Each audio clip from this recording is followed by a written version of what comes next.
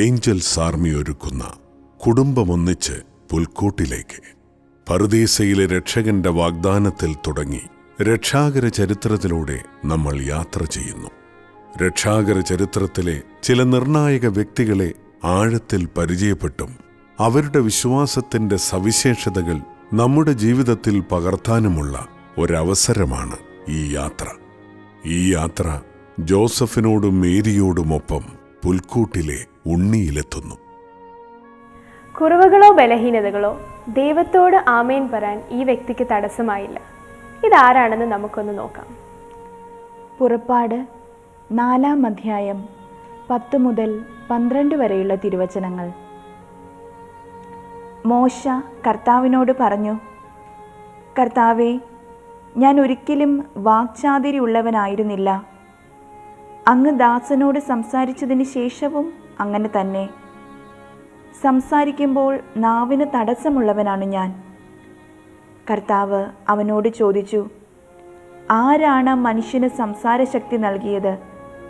ആരാണ് അവനെ മൂകനോ ബധിരനോ കാഴ്ചയുള്ളവനോ കുരുടനോ ആക്കുന്നത്? കർത്താവായ ഞാനല്ലേ?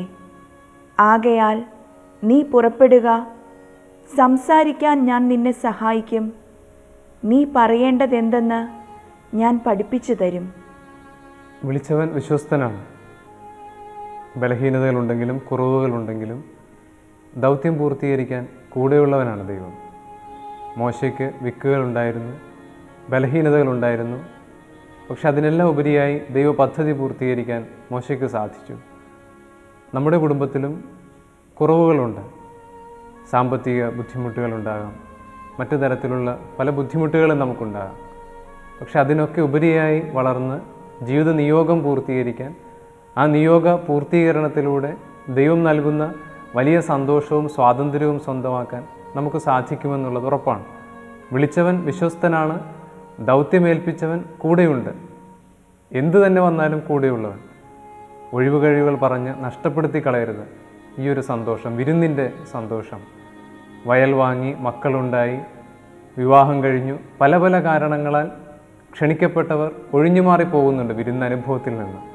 ജീവിത നിയോഗം വച്ചു നീട്ടുന്ന വിരുന്നനുഭവങ്ങളിൽ നിന്ന് വഴിമാറി നടക്കാതിരിക്കാൻ നമുക്ക് ശ്രമിക്കാം.